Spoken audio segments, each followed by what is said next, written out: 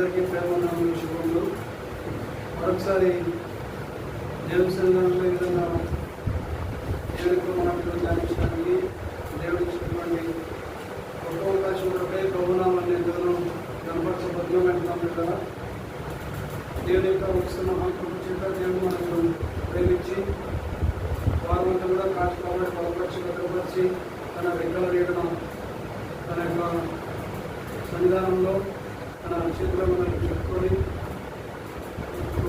కనిపెట్టుకునే వారుగా మనం తయారు చేసి దేవుని ఆనందించేవారుగా మరి దేవుని ప్రేమను ప్రకటించేవారుగా దేవుడు మనల్ని మార్చుకున్నారని కోరితే దేవుడి అందరూ గమనించిన మరొకసారి ఆయన యొక్క నామాన్ని జ్ఞాపకం చేసుకోవడానికి ఆయన స్థితించడానికి కనపరచడానికి మరొకసారి దేవుడు అవకాశం ఇచ్చారు. అభినందనమై దేవుడికి అద్భుతమైన కదా. మరి మనం విమోచకుడైనటువంటి క్రీస్తు గురించి మనం ధ్యానిస్తున్నాము. మరి నేటి పాఠ్య వరకు కంటిన్యూ చేద్దాము. విమోచకుడైనటువంటి క్రీస్తు మొదటి పేతురు పత్రిక 3వ అధ్యాయం 18వ వచనం. మొదటి పేతురు 3:18 పేతురు రాసిన మొదటి పత్రిక 3వ అధ్యాయము 18వ వచనం చదువుకుందాం. ఏలైనగా మనలను దేవుని యొద్దకు తెచ్చుటకు నీతిమంతుల కొరకు నీతిమంతుడైన క్రీస్తు శరీర విషయంలో చంపబడి ఆత్మ విషయంలో బ్రతికింపబడి పాపముల విషయంలో ఒక్కసారి శ్రమపడేది క్రీస్తున్న పిల్లగా. మరి ఇక్కడ మనం చదువుతున్నటువంటి లేఖనాలు గమనించినట్లయితే ఎలాగైనా మనలను దేవుని యొద్దకు తెచ్చుటకు దేవుని యొద్దకు మనల్ని తీసుకొని తెచ్చుటకు పాపమైనటువంటి ఆ ప్రియ ప్రభువైనటువంటి యేసుక్రీస్తు వారు ఒక్కసారి మన కోసం మనందరి కోసము మరి అర్పించబడినట్లుగా మనం గమనిస్తున్నాం. మనలందరినీ కూడా దేవుని వద్దకు తెచ్చుటకు మనమందరం కూడా మన అపరాధుల చేత పాపముల చేత పడిపోయినటువంటి స్థితిలో ఉండగా, దారి కలిగినటువంటి స్థితిలో ఉండగా, దారి తప్పిపోయినటువంటి స్థితిలో ఉండగా, మరి ఇంతకుముందు మనం పాట పాడుకున్నట్టుగా 100 గొర్రెలు ఉన్నట్లయితే 100 గొర్రెల్లో ఒక గొర్రె ఏం చేసింది? ద్రోవ తొలగిపోయింది, తప్పిపోయింది. ఆ తప్పిపోయినటువంటి గొర్రెను వెతికి రక్షించడానికి యేసుక్రీస్తు ప్రభువారు ఈ లోకానికి వచ్చాడు. 99 గొర్రెలన్నింటినీ కూడా విడిచి తప్పిపోయినటువంటి గొర్రెను మరి వెతికి రక్షించడానికి మరి ఆయన ఈ లోకంలోనికి వచ్చి శిలువ బలియాగము అయ్యాడు. కాబట్టి అందుతాను తగ్గించుకున్నాడు.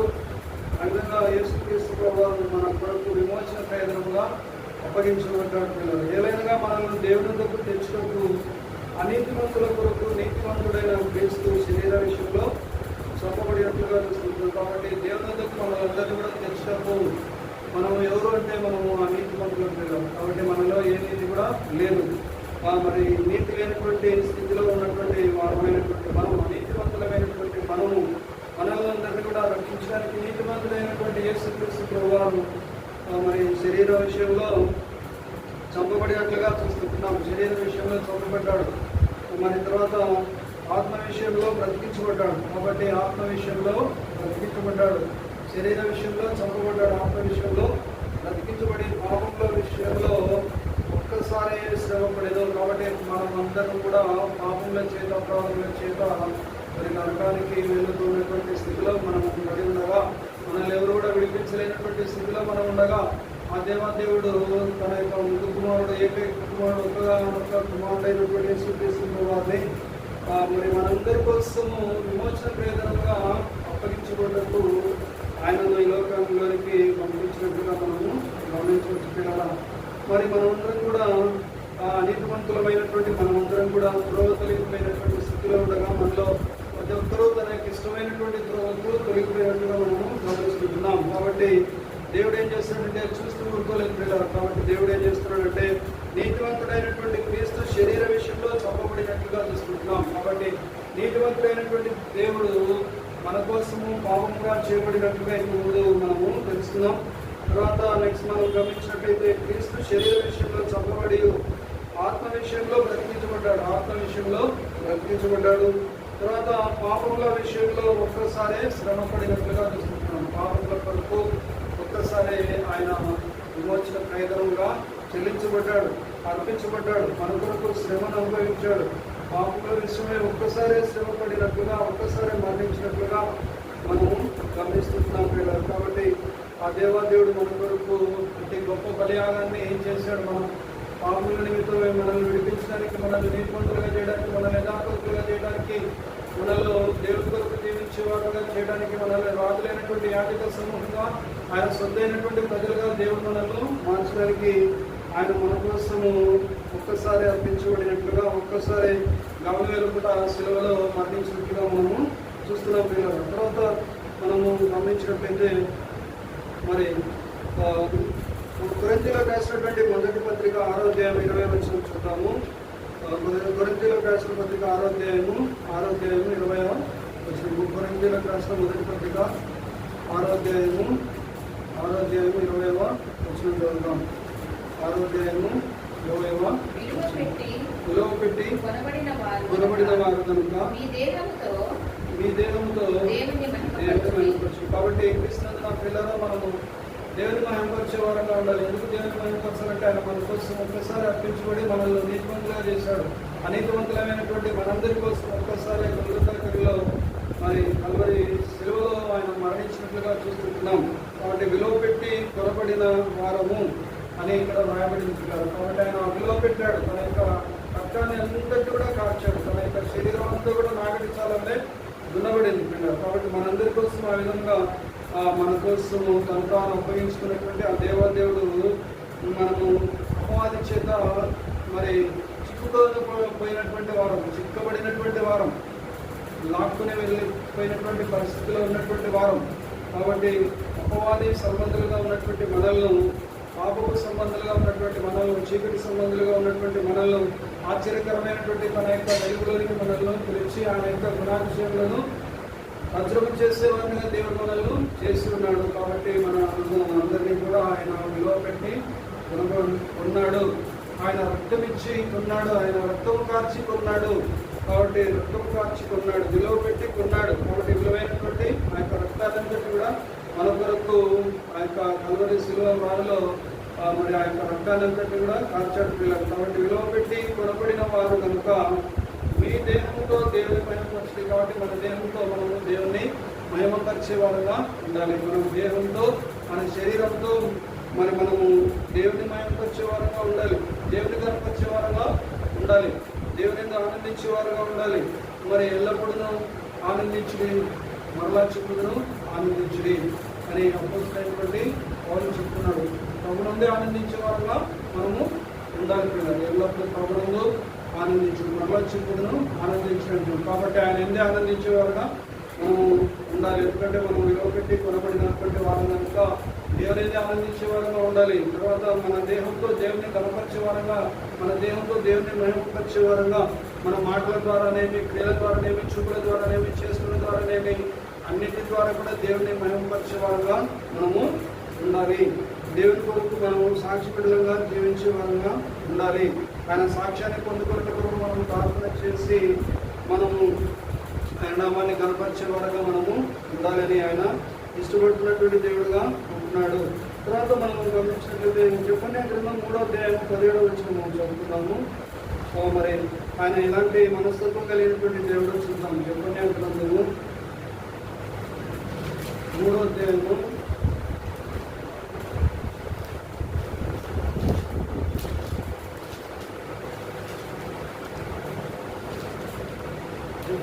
3వ అధ్యాయము 17వ వచనం.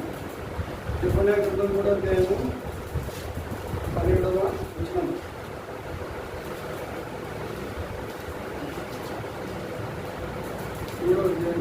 యెఫన్యా గ్రంథం 3వ అధ్యాయము 17వ వచనం. నీ దేవుడైన యెహోవా నీ మధ్య ఉన్నాడు. ఆయన శక్తివంతుడు. ఆయన మిమ్మును రక్షించును. ఆయన బహు ఆనందంతో నీ యందు సంతోషించును. నీ యందు తనకున్న ప్రేమను బట్టి శాంతం వహించి మీ అందరి సంతోషం చేత ఆయన రక్షించును. కాబట్టి నీ దేవుడైన యెహోవా నీ మధ్య మన మధ్య ఎవరున్నారు? మన దేవుడైనటువంటి యెహోవా ఆత్మరుడిగా ఉన్నాడు. కాబట్టి దేవుడైనటువంటి యెహోవా నీ మధ్య ఉన్నాడు. ఆయన శక్తివంతుడు. ఆయన మిమ్మల్ని మనల్ని రక్షించే దేవుడు మన మధ్య ఉన్నాడు, సంచరిస్తూ ఉన్నాడు. మిమ్మల్ని రక్షించను. ఆయన బహు ఆనందంతో నీ యందు సంతోషించును. మనం చూసి సంతోషించేవాడుగా ఉన్నాడు. ఆయన బహు ఆనందంతో నీ యందు సంతోషించును. నీ యందు తనకున్న ప్రేమను బట్టి శాంతం వహించి నీ అందరికి సంతోషం చేత ఆయన హర్షించును. కాబట్టి నీ యందు తనకు ఉన్నటువంటి ప్రేమను బట్టి, తనకుండే ప్రేమను బట్టి, మన యందు ఆయనకున్నటువంటి ప్రేమను బట్టి, ఆ ప్రేమను బట్టి ఏం చేస్తున్నాడంటే శాంతం వహించుతూ ఉన్నటువంటి దేవుడుగా మన దేవుడు ఉన్నాడు. శాంతం వహించి నీ అందరికి సంతోషం చేత ఆయన హర్షించే దేవుడుగా ఉన్నాడు. కాబట్టి ఆయన మనల్ని చూసి సంతోషించే దేవుడుగా ఉన్నాడు. నీ అందరికి సంతోషం చేత ఆయన హర్షించే దేవుడుగా ఉన్నాడు. కాబట్టి ఆయన మన మధ్య ఉన్నాడు. ఆయన శక్తివంతుడుగా ఉన్నాడు. ఆయన రక్షించే దేవుడుగా ఉన్నాడు. ఆయన ఆనందంతో మనల్ని చూసి సంతోషించే దేవుడుగా ఉన్నాడు. మనల్ని ప్రేమించే దేవుడుగా ఉన్నాడు. తర్వాత శాంతం వహించే దేవుడుగా ఉన్నాడు. తర్వాత సంతోషంతో మనల్ని చూసి ఆనందించే దేవుడుగా ఉన్నాడు పిల్లలు. కాబట్టి మనము ఆయన నామాన్ని కనపరిచేవారుగా మనము ఉండాలి. ఆయన కనపరిచేవారుగా ఉండాలి. ఆయన కీర్తించేవారుగా ఉండాలి. శ్రమలలో, దుఃఖంలో, బాధలో, వేదనలో, నష్టంలో, కష్టంలో నాకెందుకు ఈ శ్రమలు, నాకెందుకు ఈ బాధలు, నాకెందుకు ఈ వేదనలు, నాకెందుకు ఈ శోధనలు, నాకెందుకు ఈ కష్టాలు, నాకెందుకు ఈ సమస్యలు అని చెప్పేసి మనము దేవుడు చెందాల్సినటువంటి అవసరత లేనే లేదు. మనకున్నటువంటి శ్రమలు, రాబోతున్నటువంటి మహిమైదుక ఈ శ్రమలన్నీ కూడా ఎన్నదైనటువంటివి కావు. అవునా కదా? కాబట్టి రాబోతున్నటువంటి మహిమలో మనము ఆయనతో పాటు విరాగములు సదాకాలం ఆయనతో కూడా ఉంటామనే గొప్ప నిరీక్షణ భాగ్యాన్ని దేవుడు మనకు అనుగ్రహించి ఉన్నాడు. కాబట్టి ఆయన నామాన్ని మనం కనపరిచేవారుగా ఉండాలి. ఆయన శాంతం వహించి మన ఎందుకు సంతోషించే దేవుడుగా ఉన్నాడు. కాబట్టి మన శ్రమల ఎందుకు మనం ఆనందించేవాడుగా ఉండాలి. దుఃఖమందు, కష్టమందు, నష్టమందు, శోధలేదు ఆయన ఎందుకు ఆనందించేవారుగా మనము ఉండాలి. కాబట్టి ఆ విధంగా ఉండాలని కోరుకుంటున్నటువంటి దేవుడుగా ఉంటున్నాడు. మరి శాంతం వహించి మన ఎందుకు హర్షించే దేవుడుగా ఉన్నాడు. తర్వాత చూడండి, మరి కీర్తనకారుడు 18వ అధ్యాయంలో, కీర్తన గ్రంథం 18వ అధ్యాయంలో 1-2 వచనాలు చదువుకున్నాము. 18వ అధ్యాయం 1-2 వచనాలు చదువుకున్నాం. 18వ అధ్యాయము 1-2 వచనాలు చదువుకున్నాం.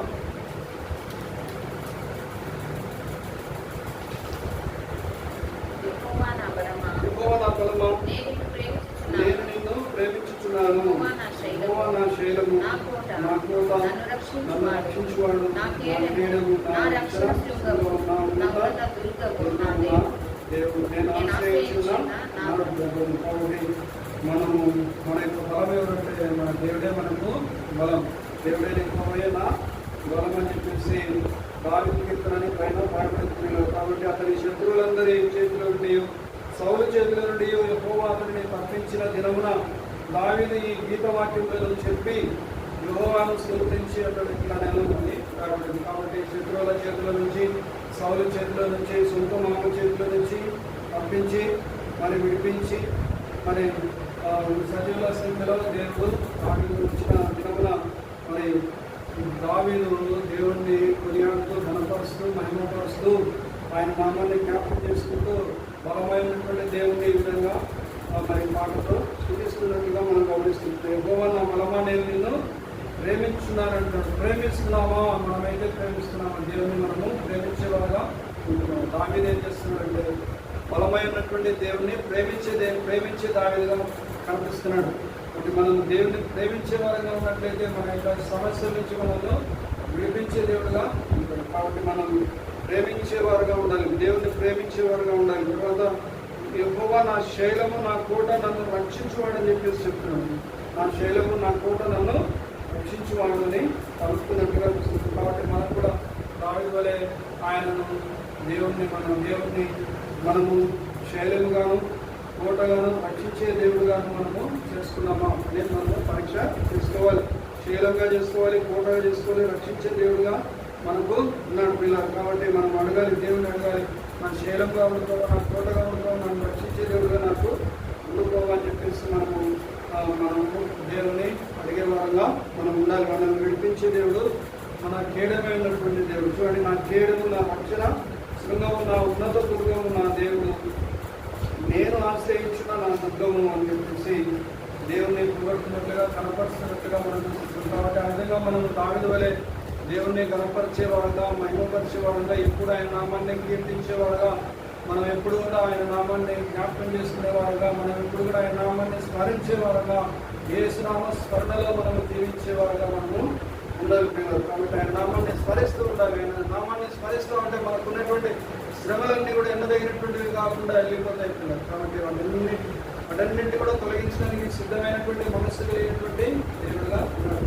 ఒకవేళ తొలగించబడకపోయినా కూడా దేవుని యొక్క చిత్తాన్ని ప్రేమిస్తూ నువ్వే నాకు కావాలనుకోవాలని అని చెప్పేసి మనము దేవుణ్ణే కోరుకునే వారంగా మనము ఉన్నామా అని మనము పరిశీలించుకోవాలి. విడిపించకపోయినా మరి సమస్యలు తొలగకపోయినా నేను నిన్నే కనపరుస్తాను ప్రభావ, నేను నిన్నే ప్రేమిస్తాను ప్రభావ, నేను నిన్ను విడవకుండా వెంబడిస్తాను ప్రభావ, నేను నీ కొరకే జీవిస్తాను ప్రభావ, నీ మాదే జీవిస్తాను ప్రభావ, నీ కొరకు జీవిస్తాను ప్రభావ. కనీసం ఒక్క దినమైనా, ఒక్క రోజైనా, ఒక్క గడి అయినా, ఒక్క నిమిషమైనా నీ వలె నేను జీవించడానికి నాకు సహాయము దయచేయి ప్రభావ అని, నీ వలె నేను జీవించడానికి నాకు సాయం చేయకపోవాలని ప్రార్థన చేసేవాళ్ళగా మనము ఉండాలి. కాబట్టి ఆ విధంగా మనం ప్రార్థన చేస్తూ ఆయన కేడమైనటువంటి దేవుడిని మనం కనపరుస్తూ, మరి శైలమైనటువంటి కోట అయినటువంటి దేవుడిని, రక్షించే దేవుడిని మనం కనపరుస్తూ మనము జీవించవద్దులమై ఉంటున్నాము. ఆ విధంగా దావీదు కనపరిచాడు, దేవుడిని కీర్తించాడు, ఆయన నామాన్ని మరి ఎత్తిపట్టుకున్నాడు. కాబట్టి ఆ విధంగా దేవుడు దావీదును కనపరిచినట్లుగా మనము గమనిస్తున్నాం పిల్లల. తర్వాత దేవుడు మనకు మరి ఈ లోకంలో దేవుడు స్వాతంత్రాన్ని అనుగ్రహించున్నాడు. శరీర క్రియల నుంచి స్వాతంత్రాన్ని అనుగ్రహించున్నాడు, పాపం నుంచి స్వాతంత్రాన్ని అనుగ్రహించున్నాడు, లోక సమానమైనటువంటి జీవితం నుంచి మరి దేవుడు స్వాతంత్రాన్ని అనుగ్రహించున్నాడు. గలతీయులకు రాసినటువంటి పత్రిక 5వ అధ్యాయం చూడండి ఒకసారి. గలతీయులకు రాసినటువంటి పత్రిక 5వ అధ్యాయం 1వ వచనం చదువుతున్నాం. స్వాతంత్రమును అనుగ్రహించి స్వతంత్రులుగా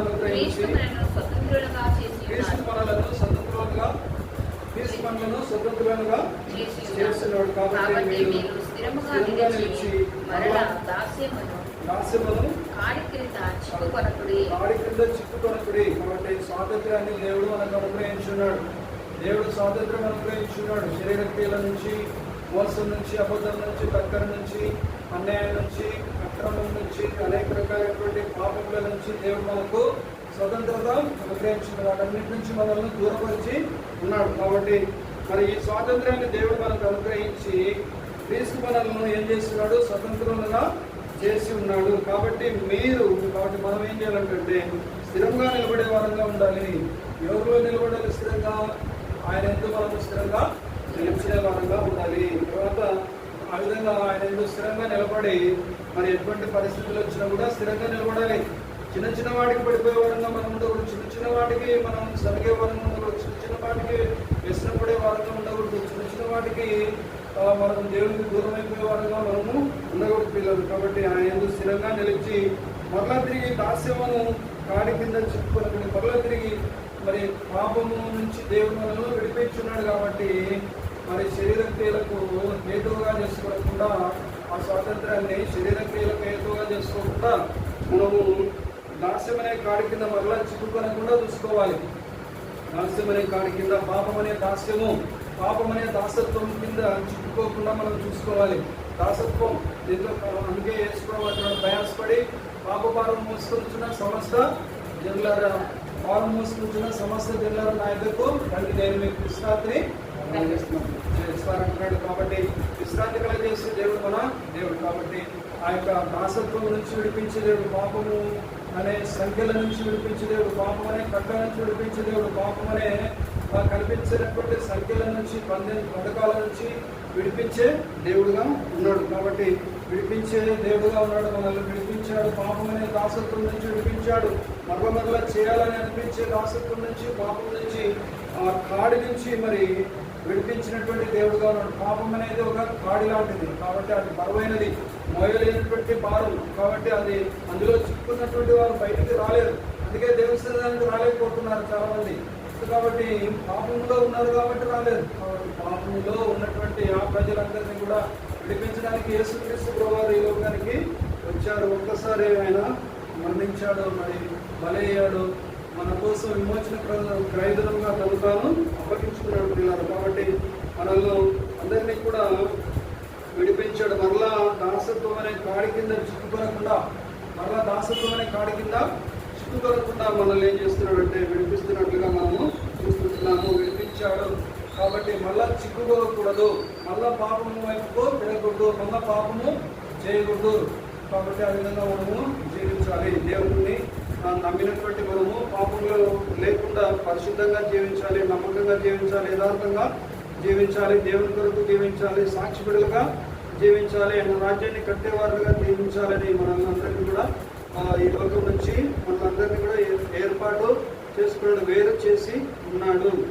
కాబట్టి మరలా తిరిగి పాపం అనే దాసత్వం కింద చిక్కుకోకూడదు. పాపం అనే కాడి కింద మనము మరలా తిరిగి చిక్కుకోకుండా మనము పరిశుద్ధత కలిగినటువంటి వారమై జీవించాలి. మన యొక్క విశ్వాసాన్ని కాపాడుకునే వారంగా మనము జీవించాలి. తర్వాత మరి కీర్తన గ్రంథము మరి 34వ అధ్యాయము 17కు వచ్చిన వచనాలు చదువుతున్నాం. కీర్తనలు 34వ అధ్యాయము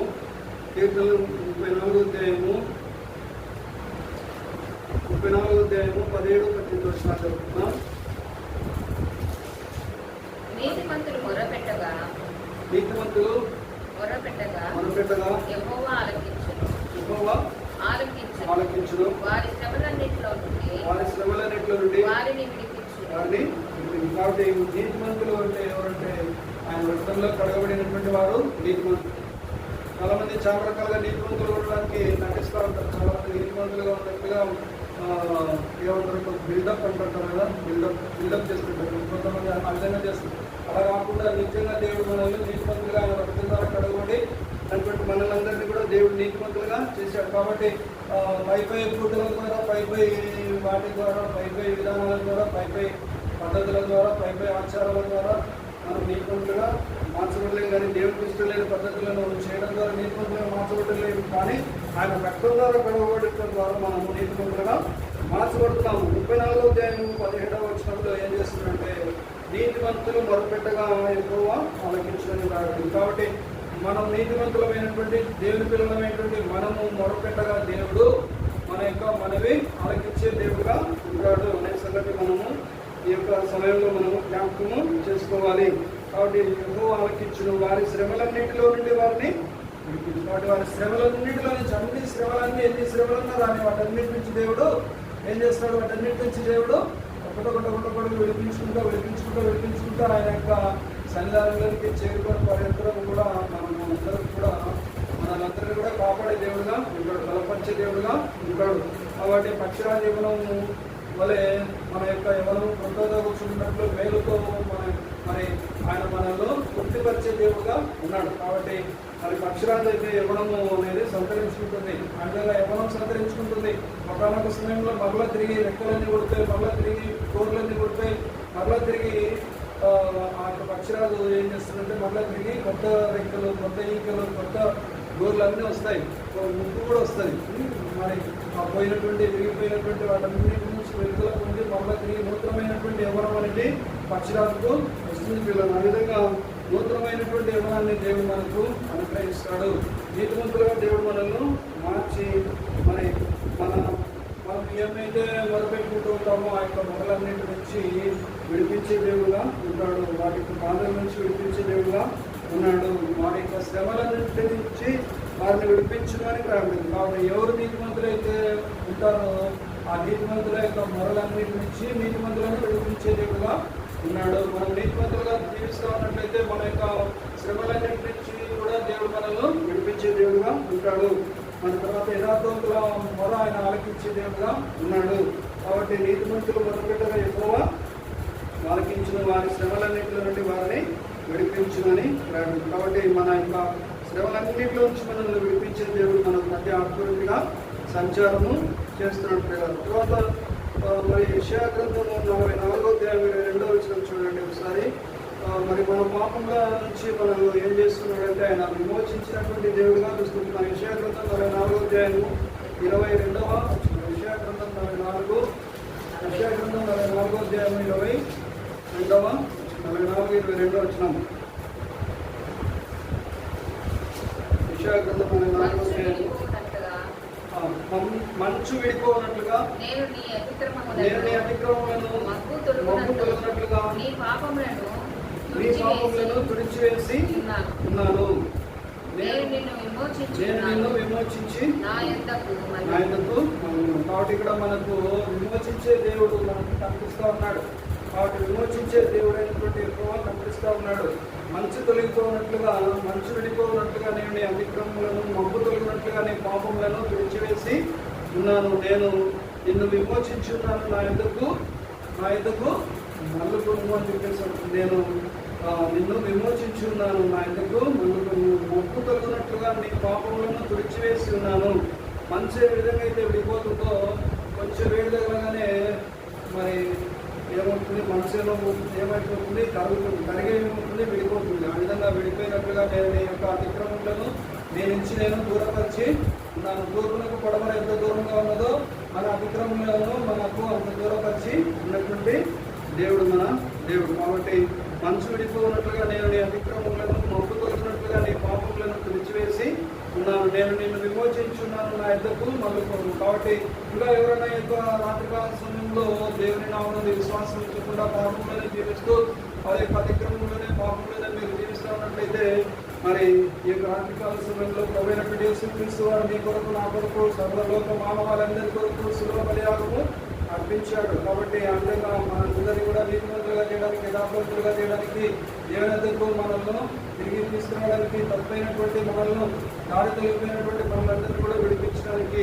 నడిపించడానికి, ఆయన యొక్క సన్నిధానంలోకి నడిపించుకోవడానికి, ఆయన మన కొరకు విమోచన కేంద్రంగా ఒక్కసారి అర్పించుకోవడానికి పిల్లలు. కాబట్టి ఆయన నామంతో విశ్వాసం ఉంచినట్లయితే మనకు పాపక్షమాపణ కలుగుతూ ఉంది. కాబట్టి మన పాపములను మనం ఒప్పుకొని నేడు ఆయన నమ్మదగిన వాడును, నీతిమంతుడు కనుక ఆయన మన పాపములను క్షమించి సమస్త దుర్నీతి నుండి మనల్ని కడిగి పవిత్రులుగా చేసే దేవుడుగా ఉన్నాడు. కాబట్టి మనము పాపము చేయలేదని చెప్పుకునే నేడులా మనమే మోసగించుకున్నటువంటి వారంలో ఉంటాము.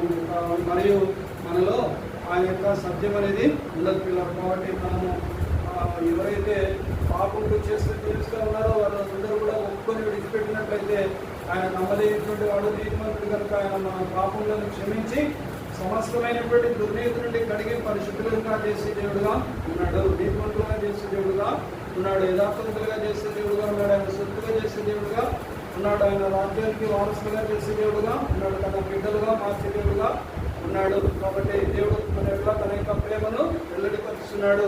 ఎట్లగా మనం ఇద్దరం కూడా పాపమైనగా, బలహీనమైనగా, భక్తిహీనమైనగా, యుక్తగా ఉన్న బలహీనమైనటువంటి, భక్తిహీనమైనటువంటి, పాపాత్మకమైనటువంటి మనందరి కోసము ఆయన ఒక్కసారి అర్పించబడ్డాడు పిల్లలు. కాబట్టి ఆయన నామమున విశ్వాసం ఇచ్చిన వారందరికీ కూడా పాప విమోచన, పాపముల నుండి, పాపముల వలన కలిగే శిక్ష నుండి, భీతి నుండి, భయం నుండి, అన్నిటి నుండి, ఆ యొక్క రెండవ మరణం నుండి విడిపించడానికి ఆయన ఈ లోకానికి వచ్చాడు పిల్లలు. కాబట్టి ఆ విధంగా ఆయన నామమునందు విశ్వాసం ఉంచాలి. నీతిమంతులుగా దేవుడు చేస్తాడు. ఆయన కొరకు జీవించి ప్రజలుగా చేస్తాడు. యథార్థవంతులుగా మనల్ని చేస్తాడు. కాబట్టి ఆ విధంగా దేవుడు ఏమని పలుకుతున్నాడు అంటే, మంచు విడిపోనట్లుగా నేను నీ అతిక్రమములను, మబ్బు తొలగినట్లుగా నీ పాపములను తుడిచివేసి ఉన్నానని చెప్పేసి అంటున్నాడు. నేను నిన్ను విమోచించున్నాను, నా యొద్దకు మళ్ళుకొను అని చెప్పేసి అంటున్నట్లుగా మనము గమనిస్తున్నాం. తర్వాత మరి నీతివంతులుగా దేవుని యొక్క పిల్లలుగా మార్చబడిన తర్వాత మరి శ్రమలు రాకుండా, దుఃఖం రాకుండా, బాధ రాకుండా, వేదన రాకుండా, అంటే మరి అనేక రకాలైనటువంటి బాధలు వస్తూనే ఉంటాయి, వేదనలు ఉంటాయి, కష్టాలు ఉంటాయి, నష్టాలు ఉంటుంది, కన్నీరు ఉంటుంది, వేదనలు ఉంటాయి, అన్ని రకాలుగా ఉంటాయి. కానీ మరి దేవుడు ఏ విధంగా వాటిని అన్నిటి నుండి మరి దేవుని నమ్ముతున్నటువంటి పిల్లలైనటువంటి మనల్ని విడిపిస్తాడంటే 34వ కీర్తన గ్రంథం 34వ అధ్యాయము 19వ వచనం చదువుకుంటాం. 34:19 చూద్దాము. కీర్తన గ్రంథం 34వ అధ్యాయము 19వ వచనం చదువుకుందాం.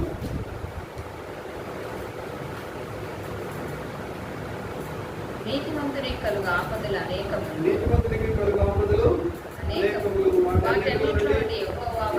వాటిని విడిపించును. కాబట్టి నీతిమంతునికి కలుగు ఆపదలు అనేకములు, వాటన్నిటిలో నుండి యెహోవా వారిని విడిపించును. కాబట్టి మరి ఆయన వారి ఎముకలన్నింటినీ కాపాడును, వాటిలో ఒకటేలను వెలిగిపోదు అని రాయబడింది. కాబట్టి మరి ఆపదలు అన్నీ ఉంటాయి, అనేకం ఉన్నాయి. నీతిమంతుడికి ఆపదలు అనేకంగా వస్తాయి. కానీ వాటన్నిటిలో నుండి యెహోవా వారిని విడిపించే దేవుడుగా ఉన్నాడు. కాబట్టి ఆయన మన మధ్య ఏ దేవుడుగా సంచరిస్తున్నాడు, వాళ్ళందరినీ కూడా విడిపించే దేవుడుగా సంచరిస్తున్నాడు, విమోచకుడుగా సంచరిస్తున్నాడు, అద్భుతంగా సంచరిస్తున్నాడు. కాబట్టి మనం భయపడాల్సినటువంటి అవసరం లేదు. నీతిమంతులు కాపాడిన అనేకులు వాటన్నిటిలో నుండి యెహోవా వారిని విడిపించును.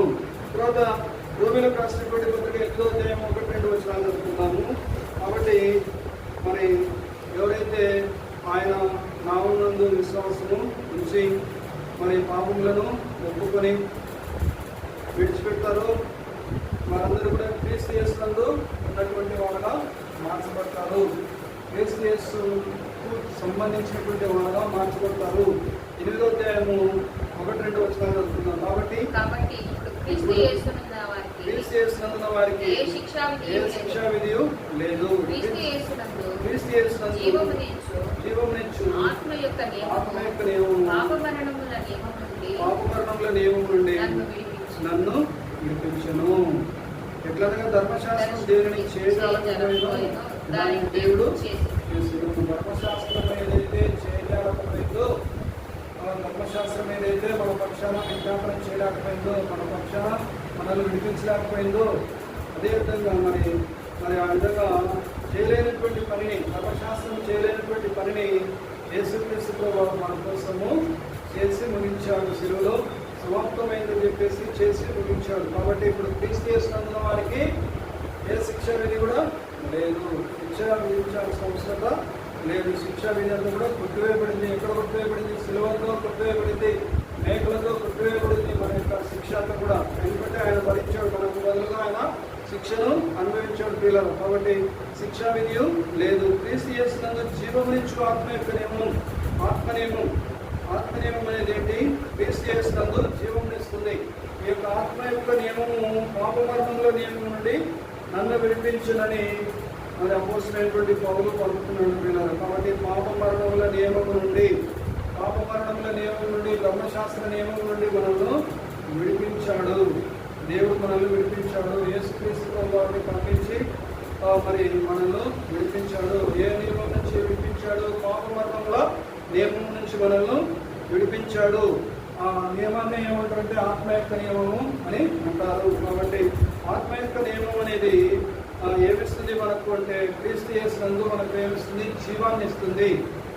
ఆత్మ నియమం ఏమిస్తుంది మనకు? క్రీస్తు యేసునందు జీవాన్ని మనకు అనుగ్రహిస్తుంది. కాబట్టి నశించిపోయినటువంటి మనలందరినీ కూడా విడిపించి మనలో నిత్య జీవానికి వారసులుగా యేసుక్రీస్తు వారు చేసి ఉన్నారు.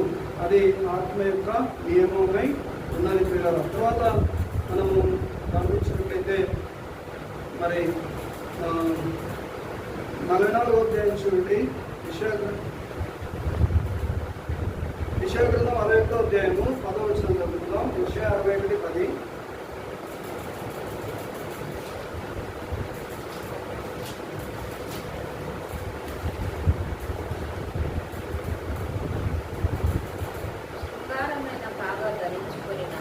ధరించుకున్న పెళ్లి కుమారుడు వీధిగాను ఆభరణములతో అలంకరింపబడి ఆయన రక్షణ వస్త్రములను నాకు ధరింపజేసి ఉన్నాడు. నీతియను నాకు ధరింపజేసి ఉన్నాడు. కాబట్టి యెహోవాను బట్టి మహానందముతో నేను ఆనందిస్తున్నాను. నా దేవుని బట్టి నా ఆత్మ